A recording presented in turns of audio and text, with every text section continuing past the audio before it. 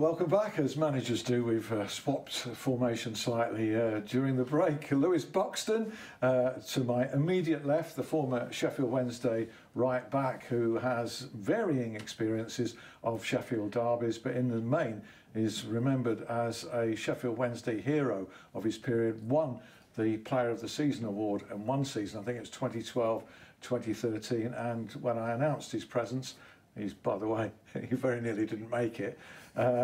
It went down a storm on social media. And John Osborne, who always goes down a storm on social media with his view, his blog, if you get a chance, you can check it out on Twitter, @View from John Street. Clever play on words from John Osborne.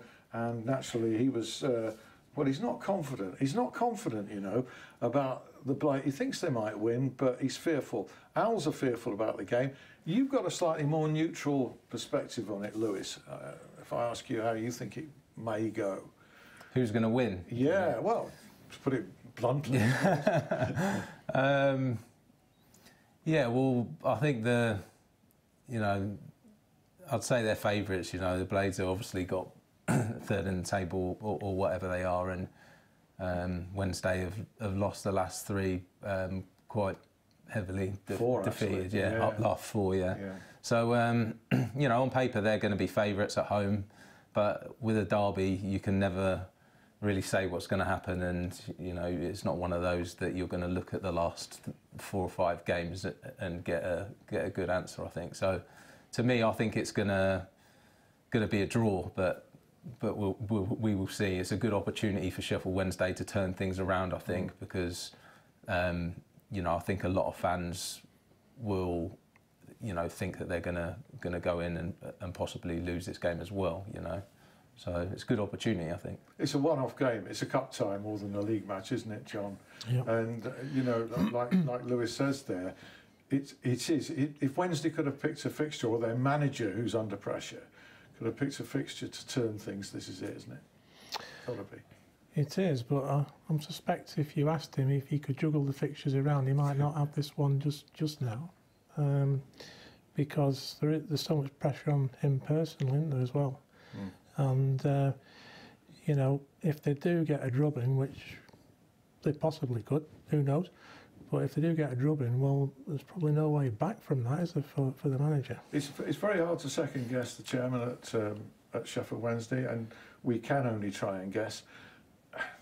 Unfortunately, I mean, it's not ideal, but public opinion now is a massive force, isn't it, in the game? I don't know if it's too big a force, bigger than it should be, and I can't personally see the manager of Sheffield Wednesday surviving the backlash should they lose this game in a bad way, if you know what I mean. Do you think it's gone too far in terms of public pressure? You've all experienced it, but it seems to be magnified now.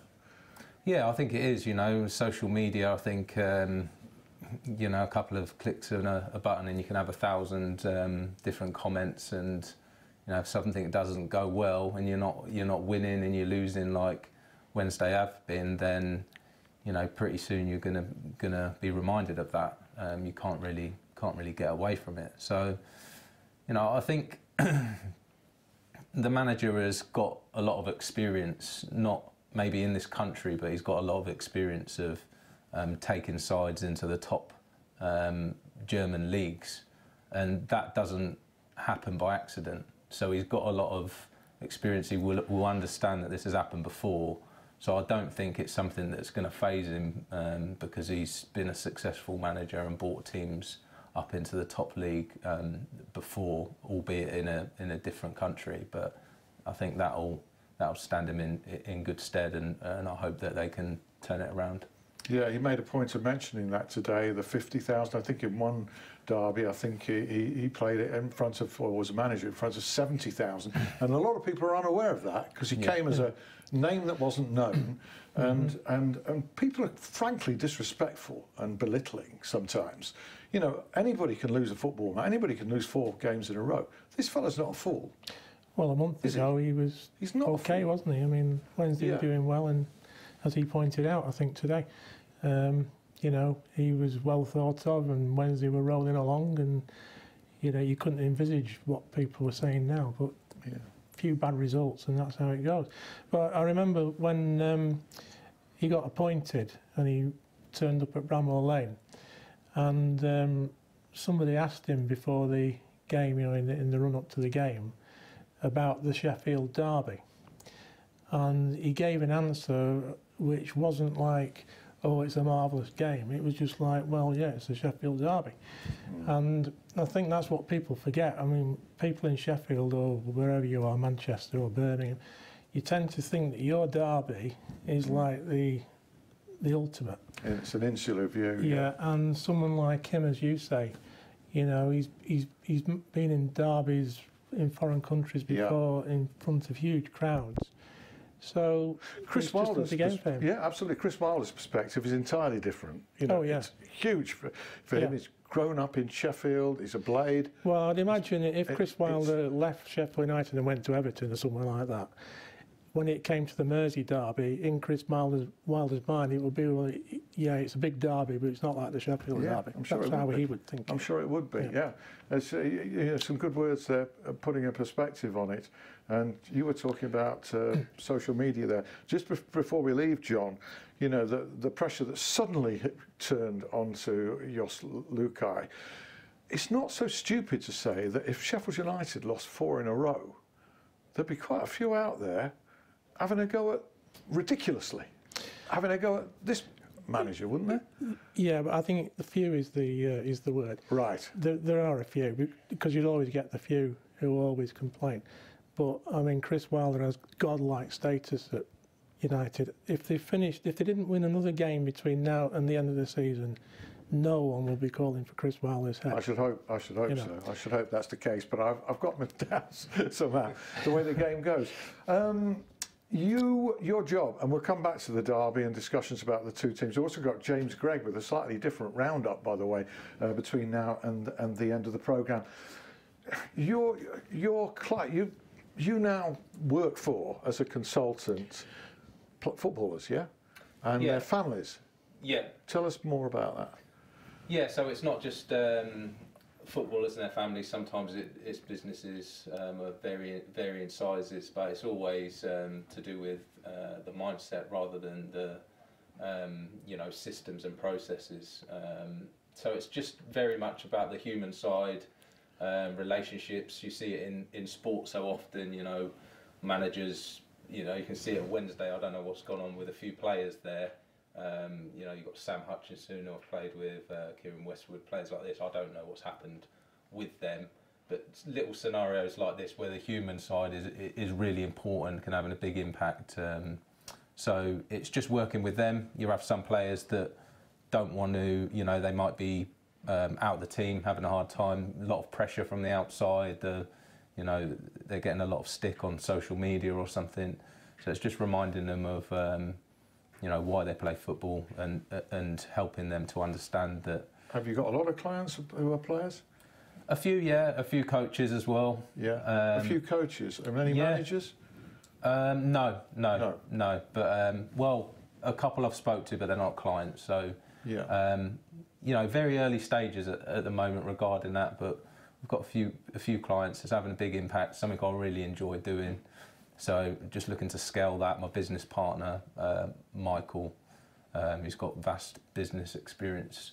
We work together and bring kind of the best practice in sport into business as well. Because it is a mind game.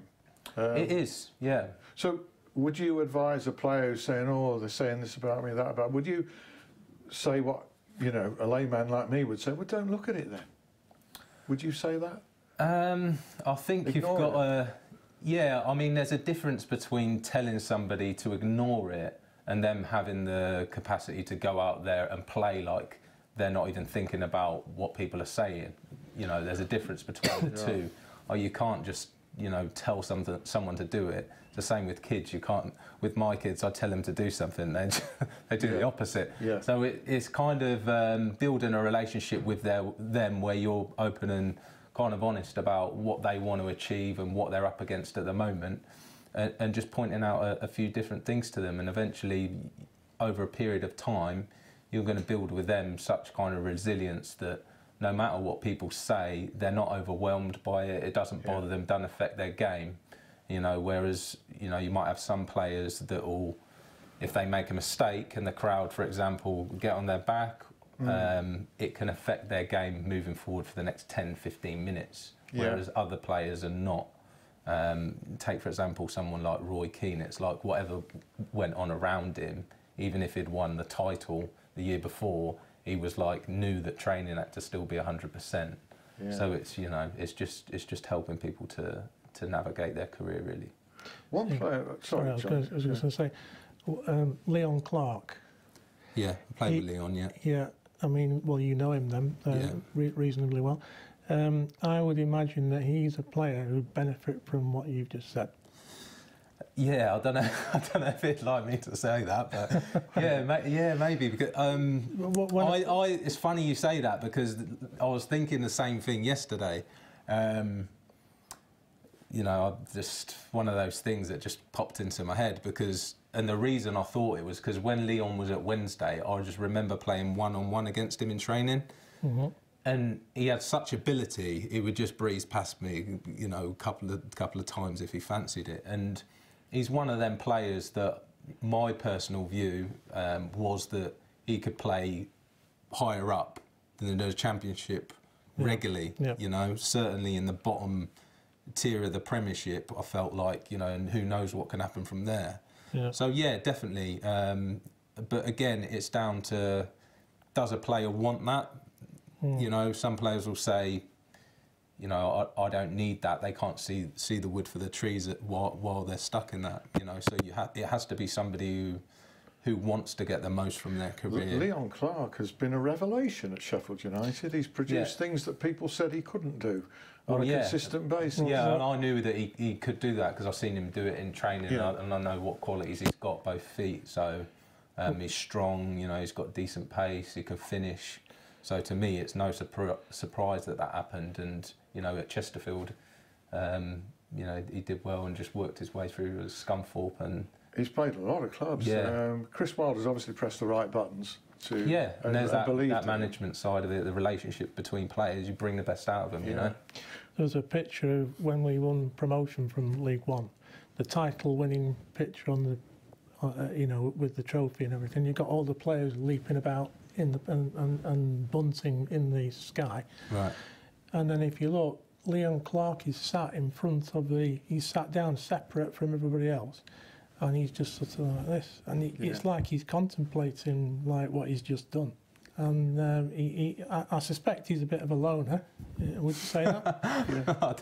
I don't know. That's a bit harsh. I don't know. I've only seen Leon. Well, he's quite chilled out. I know he's. I'm a loner, so you get on well together. So you want to know one. He looks to me like he's a bit of a loner. Yeah. One player who I think copes pretty well, considering with stick, and he gets a disproportionate amount from me at Hillsborough, is Liam Palmer.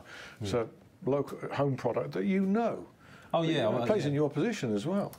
Yeah, Palms. I played with him for a number of years. Yeah, he was centre mid when we started, and then eventually right back, and he did really well. You know, so I've not seen that many games lately to say to draw much of an opinion on that, but I know that he's more than capable of.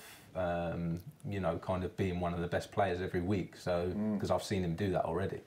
So I know he's got that there, and you know, I think that's the way football is. If you're not performing to a certain level, you get stick. That's kind of the way it is. So hopefully, you know, if that is the case, hopefully he gets back to those levels. So and tomorrow's a good time to do it, isn't it? You know? So for the next minute and a half, we're going to have something slightly different. By the way, this guy played in a variety of positions: right back, left back, and a centre back, and across midfield during your 7 years at Sheffield Wednesday and 200 odd appearances. So we're coming back to those topics and who Lewis thinks could be the key players, or which is the team that might edge it. He's going for a draw at the moment, by the way. But as we discussed. People on both sides are dreading this fixture, and hence we're going all the way to Sri Lanka for James Gregg's roundup this week. Hello there and welcome. Yes, I hate the Sheffield derby so blooming much that I've just flown as far away from Sheffield as I possibly can. Hello to Alan, hello to our two lovely guests as well this evening. He's got the balance just about right, hasn't he? We'll quickly do my roundup and then we'll just not talk about the derby, and I'm going to completely close off and we'll get away from it. Sheffield United ladies, they started off really well their new season, looking for 3 consecutive wins. On Sunday they've got the London Bees, that's after beating Leicester last weekend by 1-0 into non-league Hallam. They've got Armthorpe, that's after they got knocked out of the FA Vars in midweek. Sheffield FC, 3 consecutive wins for them. AFC Mansfield up next for them as well. Listen to the music, great atmosphere. A bit of beach as well behind me, by the way. Not too bad, is it? Not a bad gig at all. Sheffield Sharks, they've got Cheshire Phoenix at home tomorrow night. English Institute of Sport, get yourselves down there. Probably not going to be many football fans down there. We'll come on to that in just a moment. And the Sheffield Steelers, well, they've got Guildford away on Sunday, but they've got Dundee Stars at home on Saturday. So get yourself down to the arena. And of course, there's that massive match on. No, I haven't put lots of weight on with the weather. It's actually just for a bit of balance. We have a Sheffield Wednesday shirt here with me. Yes, what's James done? He's brought this all the way out to Sri Lanka with him. And, of course, a Sheffield United shirt, just for balance. Well, if you've watched this programme a lot before, you'll probably know which shirt I'll be wearing on top of which. Good luck on Friday. I can't believe he prefers to be there rather than sitting here, can you? No. I mean, really, what sort of a choice has he made there? James Gregg is in Sri Lanka covering the cricket, of course, the Test series there. He's doing some work for ICC and the Barmy Army blog as well. It's a great gig. He's got a great gig there, and better than sitting here with us. And he got there on time, by the way, Lewis. He's going to miss the derby, though. Well, that's what he wants. Yeah, he's gone as far away as he possibly can get. It's just you and me, Lewis, that are looking forward to it. Gary Megson, something I read from you recently, I think it was in the Owls programme, you, of course, set up that winner for Chris O'Grady in 2012, was it? Do you have to keep mentioning this? Yeah, sorry, it's about the third time on the show. Gary Megson had some choice words for you, though, at half-time, and it was 0-0, did he? Yeah, I can't remember what he said, but yeah, he basically gave me a kick up the backside, and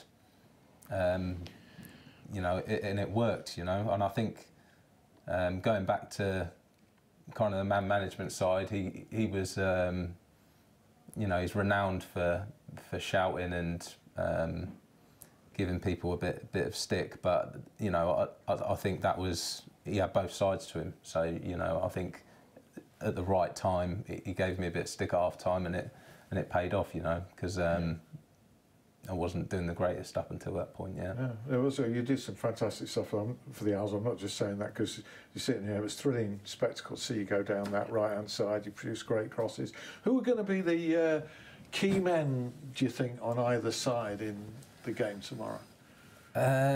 Key aspects. I'm a defender, so I think someone like.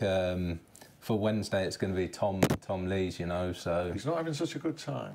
Well, you know, like we said, it's kind of a one-off game. So if they're going to turn the corner, they've had good results prior to this spell. You know, I know it's not been a good spell, but you know, like Leeds drawing with Leeds and that kind of thing.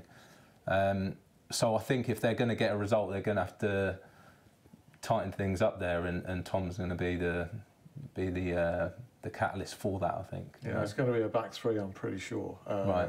The 4-4-2 has just looked flimsy, certainly against against the last home game against Norwich. Yeah. Remember. What was the score? I can't remember, mate. I'm sure you can. I think you ought to have looked at that result and thought, that's not what we want. You don't want, for a game like this, to see the opposition lose 4-0. No, that's exactly what I thought, because, well, one, it knocked us off the top of the table as well. Yeah, having lost at Forest, 1-0. But because it would have been nice to have gone into the Sheffield derby top of the table. But having said all that, yeah, that's what I thought. I thought, yeah, well, you know, they've just lost 4-0. They're hurting. They're going to be wanting to prove themselves, and where better to do that than Bramall Lane. So yeah, it could have the reverse effect. So I think if we make a good start, that'll be the key. If we make a good start, and if we do that, I think Wednesday will be rocking a bit, and you know, we've got a chance. But as I say, predictions are not my thing. As Lewis was coming through the door, we were about to talk about Adam Reach. You were saying, now then, there is a player who can be a match winner in any game, judging from the goals he scored this season. Yeah, he scored some unbelievable goals. So yeah, definitely he can be a match winner. But you know, like I said before, I think the defence is going to give him the opportunity to do that, and that's going to give them an opportunity to win the game if they can, you know, tighten up back there and hopefully, you know, scores from 30 yards or something like he's been doing. And Sheffield United, they're essentially a very good team, but that hides the fact. Some people are quite disparaging, saying, "Oh, it's a team of average players." I don't quite buy that. Do you? I mean, John, I'm sure you don't. They're good players. There's some good players. There's some good players there. Yeah. But it depends what you want to do. If you want, I think if you want to stay, you know, top 6 in the Championship, well, with Chris Wilder in charge, then that team can do that. But whether they can make the next step, I'm not sure. I think they're missing in quality in various places. And if you know, it's just a great pity at the moment that you got this ongoing thing with the co-owners, you know, the power struggle, because clearly, well, from what I can see, clearly one doesn't trust the other, and they're not willing to put their hands in the pockets any further until they know what's what, and that's impacting on Chris Wilder. I just feel that if we were willing to invest in a bit of quality in January, that would make a massive difference. Yeah, there's no daylight in that dispute at the moment. I'm sure January is going to be a topic all the way in the build-up to that, because it's so crucial. I wrote in my blog today. You did? Yeah. I mean, if you look at some of the things Chris Wilder said to various media outlets in the past 2 weeks, he's not hiding the fact that he's disappointed and frustrated.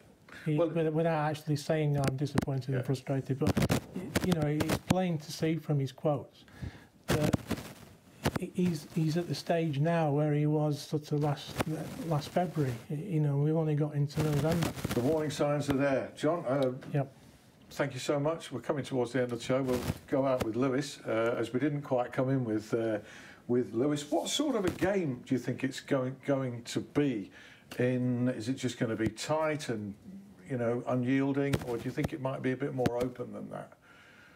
I think it'd be tight, yeah. Who knows? But I think it's going to be one of those where, you know, you've come off the back of a few defeats and you want to make things really tight and, you know, close a lot of space and maybe defend slightly deeper to begin with. But who knows? So just hopefully, you know, like I said, it's a competitive game.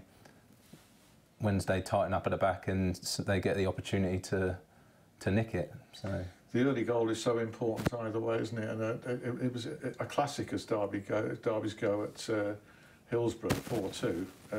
You know, disregarding the fact that one team had to lose, it really was an exciting game. I don't see it quite touching that. But if Sheffield United were to score an early goal on Wednesday, you never know, do you? Yeah, who knows? I mean, even. It's funny you say about the early goal as well, because I remember when we were going through tough times at Wednesday with a similar outlook. Yeah. But it kind of became a deficit to live. Thank you so much, Lewis Buxton. John Osborne. See you next week. See ya. I was just going to say.